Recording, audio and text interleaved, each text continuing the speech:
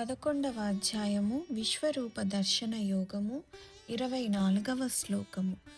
నభస్పృశన్ దీప్తమనేకవర్ణౌ వ్యాత్తాననందీప్త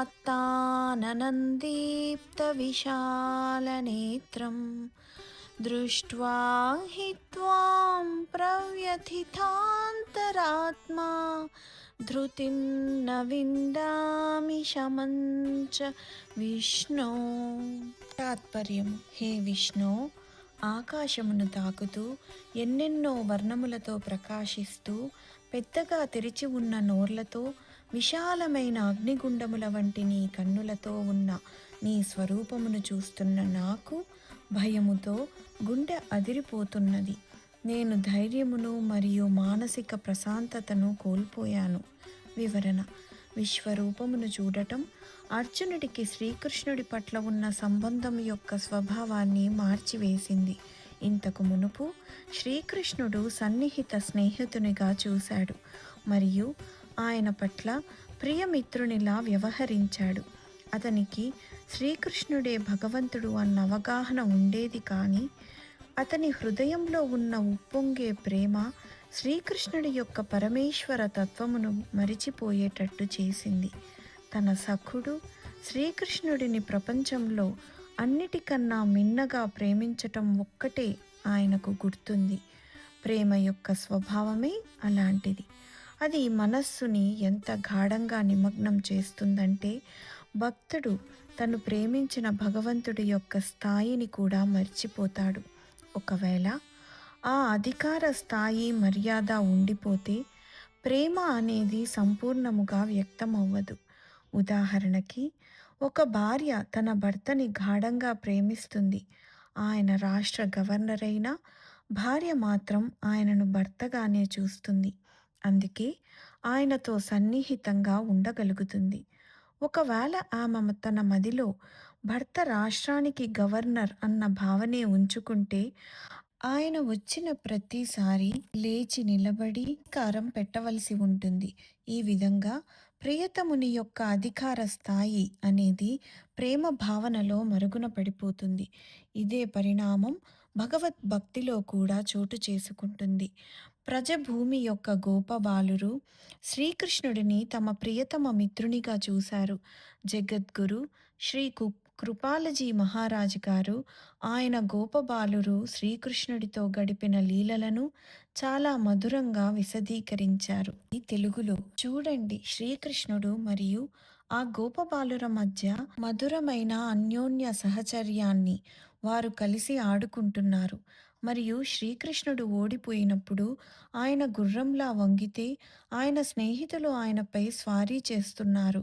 ఒకవేళ ఆ గోపబాలురు గనుక శ్రీకృష్ణుడే భగవానుడు అని గుర్తించుకుంటే వారు ఎప్పటికీ ఆయనతో అలా వ్యవహరించి ఉండేవారు కాదు. ప్రియమిత్రునిగా చూసే అటువంటి భక్తుల సన్నిహిత సహచర్యాన్ని భగవంతుడు కూడా ఎంతో ఆనందంగా అనుభవిస్తాడు. ప్రఖ్యాతమైన గోవర్ధన లీలను కృష్ణుడు భూలోకంలో చూపించాడు. వర్షములు కురిపించే దేవత మరియు దేవరాజైన ఇంద్రుడు కురిపించే కుండపోత వానల నుండి భూమి వాసులను రక్షించడానికి గోవర్ధన గిరిని ఆయన తన ఎడమ చేతి చిటికెన వ్రేలితో పైకెత్తి పట్టుకున్నాడు. కానీ శ్రీకృష్ణుడి సఖులైన గోపబాలురికి ఈ విషయం ఏంటో పొసగలేదు. వారి దృష్టిలో కృష్ణుడు కేవలం ఒక ప్రియమిత్రుడే. అందుకే వారు కృష్ణుడు ఒక పర్వతాన్ని ఎత్తాడు అంటే నమ్మలేదు. శ్రీకృష్ణుడు గోవర్ధనగిరిని ఎత్తినప్పుడు ఆయన యొక్క మిత్రులు గోపబాలురు వారే నిజంగా కొండను ఎత్తినట్టుగా తమ తమ కర్రలను ఆ గిరి క్రింది భాగంలో ఒడిసి పెట్టారు. చివరికి ఇంద్రుడు తన ఓటమిని అంగీకరించి తన తెల్లని ఏనుగు ఐరావతముపై కూర్చొని వచ్చాడు. శ్రీకృష్ణుడి సర్వోత్కృష్ట స్థానమును గుర్తించకుండా అంతటి కుండపోత వర్షం కురిపించినందుకు క్షమాపణ చెప్పాడు. ఇప్పుడిక గోపబాలురు ఎప్పుడైతే స్వర్గాధిపతి అయిన ఇంద్రుడే వచ్చి తమ స్నేహితుడు కృష్ణుడికి వందనములు సమర్పించటం చూశారో అప్పుడు శ్రీకృష్ణుడే భగవానుడు అని తెలుసుకున్నారు. ఇక భయంతో ఆయన్ను కొంత దూరంగా ఉండే చూడటం మొదలుపెట్టారు. వారి భక్తి భావన స్నేహం నుండి పూజ్యభావము మరియు గౌరవంగా మారటం చూసి శ్రీకృష్ణుడు ఇలా విచారించాడు. అయ్యో! మేము ఎంతో ఆనందించే ఆ యొక్క ప్రేమపూర్వక సాన్నిహిత్యం పోయింది. వాళ్ళు ఇప్పుడు నన్ను దేవుడు అని భావిస్తున్నారు అని. అందుకే యోగమాయా శక్తిచే వారు తాము చూసిన దాని గొప్పతనాన్ని మర్చిపోయేటట్టుగా చేశాడు. దానితో వారందరూ మరలా శ్రీకృష్ణుడు కేవలం తమ స్నేహితుడే, ఇంకేమీ కాదు అనుకున్నారు. సఖ్యభావములో అర్జునుడు కూడా శ్రీకృష్ణుడే భక్తుడే. శ్రీకృష్ణుడిని తన మిత్రునిగా భావించాడు. అందుకే శ్రీకృష్ణుడిని తన రథసారథిగా ఒప్పుకున్నాడు.